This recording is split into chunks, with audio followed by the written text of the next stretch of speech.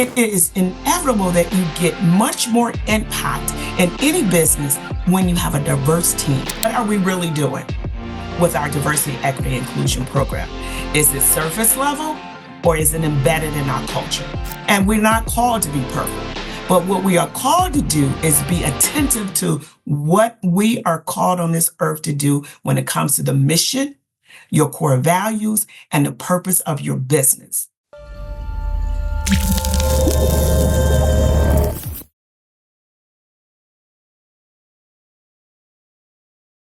Hello, everyone. Welcome to another episode of Elation Communications video series on inclusive communications.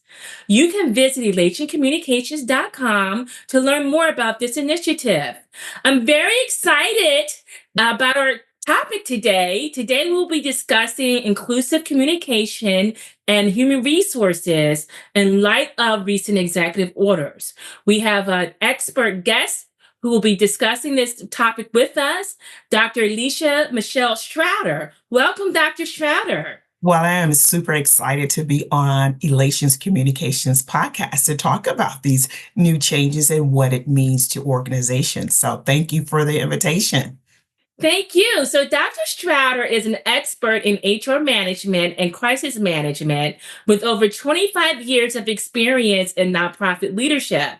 As founder of AMS Consulting Services, she specializes in strategic HR, risk management, and organizational development, helping businesses and municipalities build strong leadership teams. A skilled negotiator, she has saved clients millions in potential liabilities and led high-stakes crisis interventions. With a PhD in organizational management, she has also served as a professor, speaker, and advisor, shaping leaders through coaching, branding, and workforce development. Her expertise in crisis resolution and HR strategy drives transformative change. So welcome again, Dr. Straughter. Why don't you tell us a little bit more about yourself? Well, thank you for that introduction. I don't know. I'm trying to figure out who that person was, right?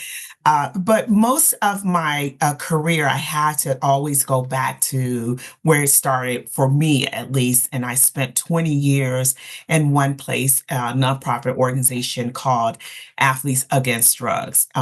The founder was Stepman Graham, the Mr. Stepman Graham. And for years, I led that organization through a whole lot. And so that's where a lot of my transformational skill comes from, change management, and really that nonprofit management scope, including some of the HR strategies and actually some DE&I at that time. Wasn't a whole lot of that. And so with that, I moved on from after he closed everything down. And then, 2013 up until, now, which, 12 years for me being in business, is really focusing on the grassroots organizations, nonprofit organizations, really helping them to kind of define what the mission is that they do, and connecting that back to some strategies like diversity, equity, inclusion, social impact, program development, some fundraising, and then overall just working with a lot of senior level individuals within those nonprofit management positions, really kind of getting them to see the focus of how valuable the mission, the values, the core values of what you do, and the constituents tied together with the D&I makes them more effective. And then the focus is really there for those who they're trying to reach. So in a nutshell, I've been doing a lot in the last 12 years on my own, but it started with my former boss, who I always thank every time we have our catch-up calls, and thank him for the opportunities that he allowed me to have that I didn't even really know until now, why I was being exposed to so much at that level. And again, I was fairly young at that time, my 30s and 20s. I mean, I spent 20, 30s, and 40s there with him. And so that's a lot of time that's gotten by. So that's a little more to add to that. Okay, well, thank you, Dr. Stratter, for coming and being willing to share all of your years of experience and expertise with us today on this important topic. So let's get into the interview questions. Sure. So let's discuss how do recent executive orders on diversity, equity, and inclusion influence the way companies approach inclusive communication in their hiring practices? So, that's a good question to ask. And I would say, from a nonprofit standpoint, or whether it's a profit business, I think that you have to go back to what, again, and, I'm very mission driven and value driven, right? You have to go back to the core values of your organization. What is the intent and the mission and the purpose of your business, whether it's nonprofit or profit, right? And then you go back to figure out how much is that embedded in the culture of the organization, because again, that's important. And then when you get down to HR, you really kind of say, okay, what do our policies really say? Is everything aligned, right? Alignment is essential, right? And anytime something is not aligned right, that's when you have to sit back and say, okay, where are the gaps and why? What do we need to fix? And so, yes, there's an executive order that applies to specific industries or organizations that are connected to the federal government. But that doesn't also mean that everyone has that at executive order. But it also can mean that each company can take a step back and say, what are we really doing with our diversity, equity, inclusion program? Is it surface level or is it embedded in our culture? And if it's embedded in our culture, then we take a look and say, okay, how do we change this communication? What is inclusive communication, right? What does that apply to within our organization when it comes to us redesigning our policies? What is the voice of our brand? Who matters? And so I think it's a lot. It's one thing to say we have this executive order or we need to take these changes, right? Or make these changes. But it's another thing to sit back and say, what changes need to be made and why? And then what are we really doing? And do we need to make certain changes? And what's the impact of whatever change that you make? You have to understand what's the impact. And so I think it's a lot that has to happen with everyone, So I don't think it's just certain people, organizations, or industries. I think everyone has an accountability to take a step back to look at how much impact have we made with our diversity, equity, inclusion program and what that communication looked like. What did it look like in the past? What will it look like in the future? And so that's so, I mean, and I just gave you a loaded answer. But it's a loaded situation, to be honest, because you just can't just do one thing to it and say, oh, we'll fix how this language comes across, on our website or internally. No, you have to look at everything. Well, why did we already have that language? Why wasn't it really speaking to everyone? Why wasn't it inclusive? You still have to answer a lot of questions before you can get the answer to why I need to make changes and to ensure that inclusive communication is for everyone and Oh, define it. So, yeah.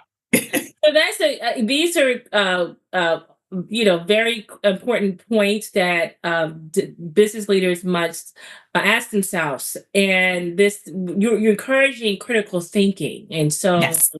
I think those are, key points to navigate the climate that, a lot of companies are in. And as you said, there's always impact that of a decision that's made. And so taking time to see the big picture and make sure the decisions are the right ones. And so thank you for that. And so, part of this, I'm going to say this environment of a lot of changes being made, affirmative action was also, removed. Can you discuss how do you think this is impacting hiring decisions? And how does inclusive communication help reduce the bias in hiring decisions and recruitment, the recruitment process? Could you speak on that? Yeah, so again, another loaded question, but so yes, it is going to affect the hiring practices, right? But there was always a problem with that, the practice, and unfortunately, I've been fortunate enough to have been in HR for a very long time in certain areas, municipalities, nonprofit organizations, and then just some small businesses, right? And I've seen some patterns, but I also seen some good structure, right? And Mhm. again, I go back to how that organization defines what their mission and an inclusion means to that organization, along with their core values and what the culture of the organization is. And then that goes right back to who are we going to hire and why? Is it aligned with the culture of the organization? No matter, the ethnicity or the age or the gender, are we hiring people to align with our mission, our core values, and the culture of this organization? And then the skill set. Are we looking at skill sets, or we just looking at, oh, we just need to do a checkbox, right? So I think that HR, when it comes to hiring, all of that has to be a factor. You can't have certain statistics in the way to say we need a certain amount of this and a certain amount of no. We need to make sure it's inclusive for everyone to apply and have the potential to get hired based on skill set, culture, the values and the mission of the organization, and obviously some more validity to that, to variables that you want to add. But it is about talent. It's about skill set. It's about the culture. It's about the values, and it's about alignment of the mission. And a lot of times, organizations, not all, miss a lot of that. Can you align with the mission of this organization? Do you really care? So a lot of the mission comes from me because I do with nonprofit organizations, but most profit business should have a mission, right? And obviously, the goal for some of them are profit. But when I talk about that, that's holistic for every business. You have to have a mission and a purpose of why you're doing what you're doing, whether you're selling gadgets or you are impacting and changing lives, in humanity when it comes to nonprofit. But all of that has to be aligned. It's can we hire individuals who meet these criteria of matching with our core values, right? And who loves the mission and understand the purpose and why we all come to work to impact lives, right?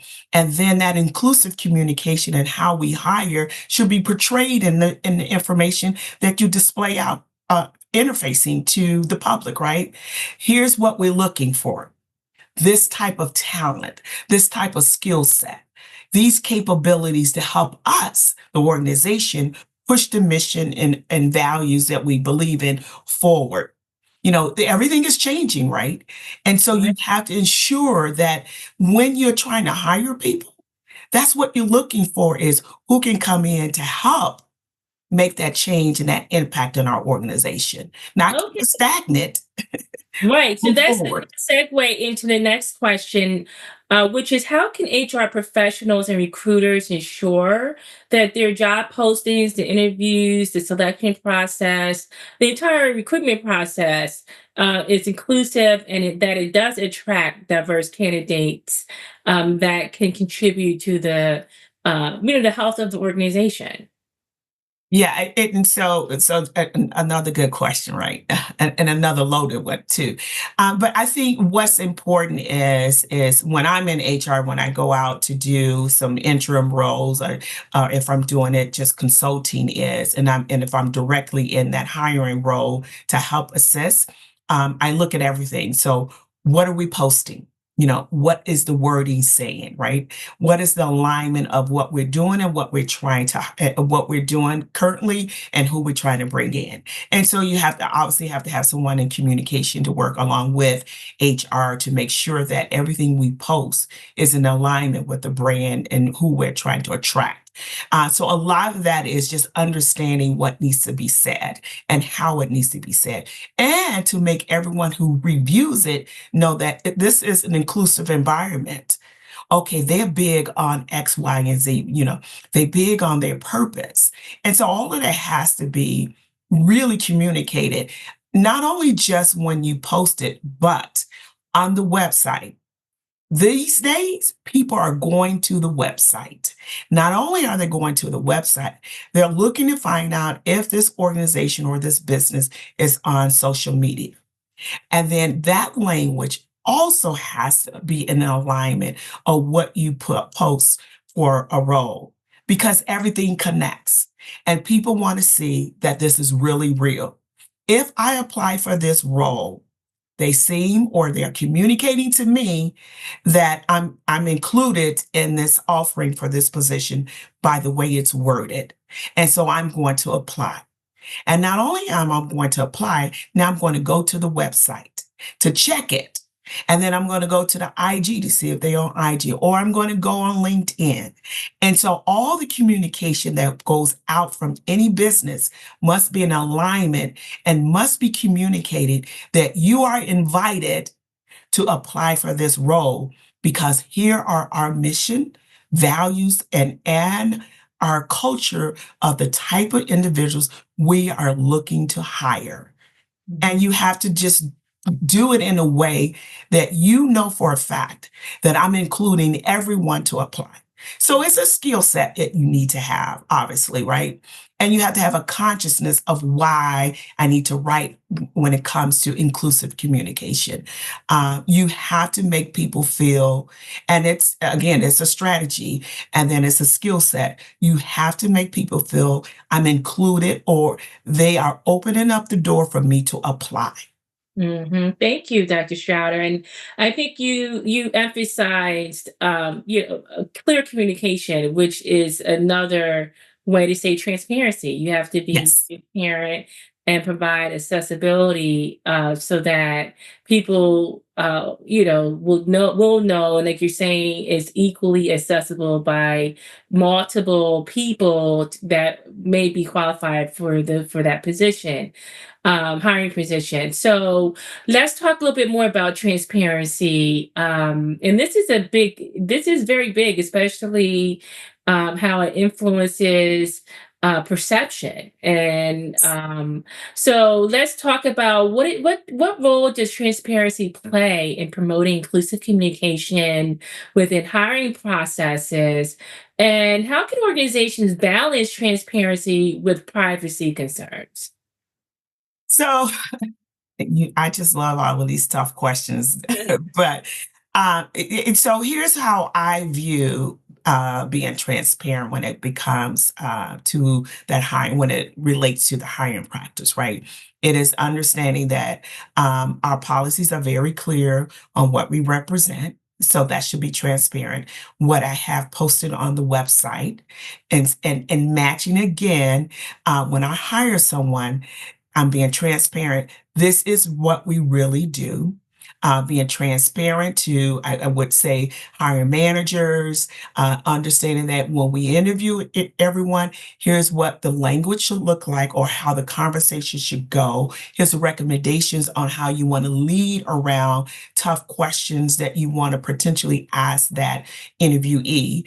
And then being transparent to the individuals that you are potentially will hire. Here's our policies. Here's what we believe in. You can find that on our website. And we are an organization or a business that like to walk the talk that we put in place when it comes to our policies and our procedures of inclusion and inclusive communication. And so again, it's all about being transparent about what you really are doing. Very difficult to do if you are lacking in that, right? If you do it every day and all day long, and if it's embedded in your culture, if it's embedded in leadership, is it embedded in your HR department? It's very easy to be transparent. Very easy to ensure that our communication that goes out to the public really represent what we really are doing every day. Mhm. And so you don't really have to try at it, right? It should come very natural. And so when you are interviewing someone, and if they have a disability, or whether you can see it or non, visible disability, you already know that we have already practiced and we understand what inclusive communication means when we are interviewing someone with a disability that we cannot see.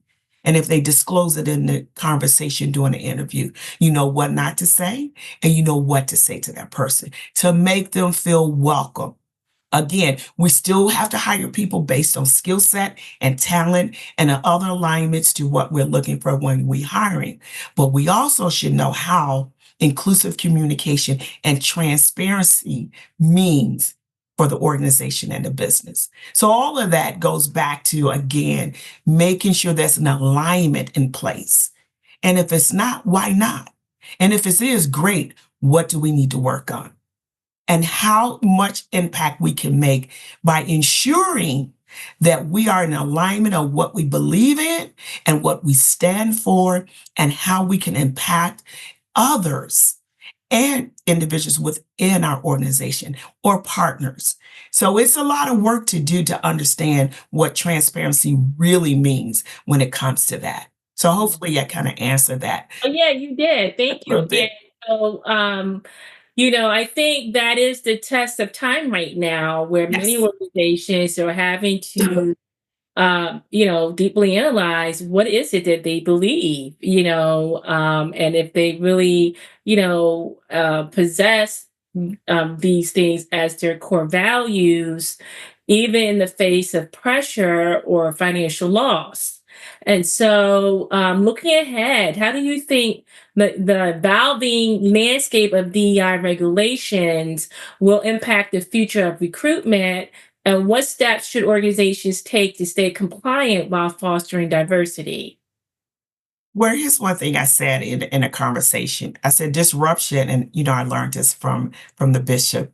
Disruption is good, right? You can learn a lot through disruption, right? What to do and what not to do, and where we headed, right? So change is inevitable at this point, right? And we didn't expect it, and so it is. It's here, right? And I think organizations need to step back again and say, okay, where do we want to go with this? Disruption is here. This is probably the opportunity for us to redefine what we want to do or ensure that we have rebranded our program to align for the future that includes everyone. And then our hiring practices. So let's look at that. What do we need to fix? And so you don't need to be perfect in any of this, right? And we're not called to be perfect. But what we are called to do is be attentive to what we are called on this earth to do when it comes to the mission, your core values, and the purpose of your business. That's what we have to make sure. And so it's not about being perfect. It's about understanding this is a time for us, if we can redefine, rethink it, and then reposition your business for growth, for opportunity. It's already stated in a lot of research. I do a lot of this reading here. It is in, and diverse teams could be of age, ethnicity. It doesn't matter. It's diverse. Male, gender, age group, senior level, mid level. Diversity is everything. And so, but you get so much more growth and impact by including as many people that you can, because then everybody has a different outlook, different experiences. We all didn't come down the same road together. So you Right. don't understand. It could be somebody said, wow, I didn't see it that way. And that could be another avenue of business opportunity or education opportunity. It's just so much more blessings and sweetness coming out of including people in areas that could very well progress the organization. And so I think that's what I would say for HR executives and leadership to start looking at is, wait a minute, where do we want to go in the next couple of years? I used to say 5 years or 10 years. I just say a couple of years or even 6 months, because that's how fast time is changing. And so nothing never is going to stay the same. And so how do we think forward, right? How do we think about where we want to go? And what does inclusion looks like for the business 6 months down the road or 1 year down the road? What does inclusive communication looks like for our hiring practice down the road in 30 days or in 6 months? And so again, one thing I struggled with when I was in my PhD program, the first couple of months or a year was that critical thinking. And I didn't get it into the end of the session. And that was 5.5 years in that program. But I'm applying it now. That is just amazing because I couldn't grasp what you really meant about critical thinking. And what I'm saying for those who are going to listen to this is take the time and do some critical thinking about what you represent when it comes to diversity, equity and inclusion, what you really, really believe in. I mean, it's the test of times, like you said. It's you either going to be on one side or the other side. You're either going to get it or you're not going to get it, right? And those who get it, you will see how they're going to rebrand, rethink, and reposition themselves for growth, for opportunity, for next level, for new exposure, for new opportunities, for everyone. That's the amazing part of being on the other side of saying, okay, there is a little disruption here. We get that. But what do we do?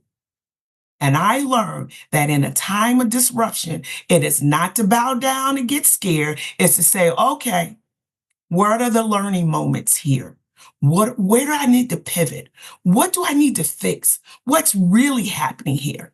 And so I think it's a better place to be in when you understand what you need to do. We all have a responsibility, and you don't need to be perfect in it. Well said, Dr. Straughter.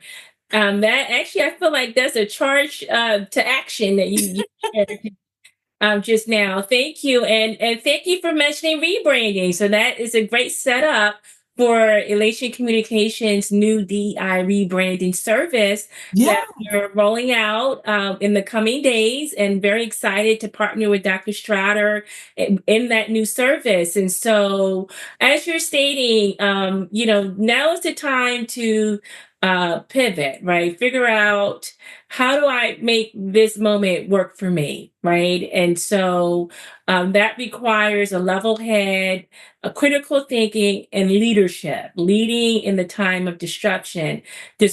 So thank you for that. This not has a been very problem. insightful. Thank you for being with us today. We hope to bring you back very soon. Absolutely. And so tell the viewers how they can stay in touch with you and learn more about AMS Consulting.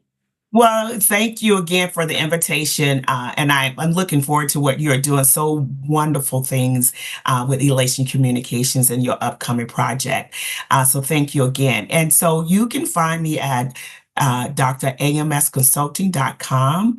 I'm also on social media, Facebook page, IG page, and LinkedIn. But again, it's dramsconsulting.com. And listen, you never know, you might see me again if I get the invitation on your show. Yes, we hope to have you back very soon. Thank you. No And problem. thanks to the viewers who are Yes. following the conversation on inclusive communication. As you can see, this is an evolving discourse as new things happen in our world every day. We invite you to join us on the journey of becoming an inclusive communicator. Again, you can visit Elation Communication at elationcommunications.com. Follow us on Instagram, Twitter, and Threads at Jerica Talks, YouTube at Elation Communications, LinkedIn at Elation-Communications, and on Facebook at Elation Comms. And until next time, we invite you to join us to become an inclusive communicator. Thank you.